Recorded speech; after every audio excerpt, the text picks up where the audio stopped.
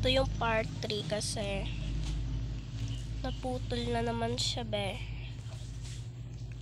Aywan, ba't ganito? Nakakainis. Ay, ala. Oh my God. Naglanding bigla.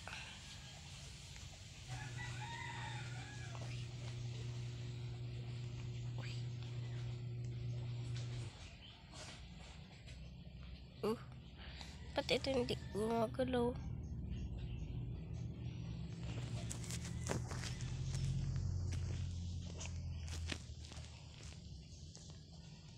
Let's go.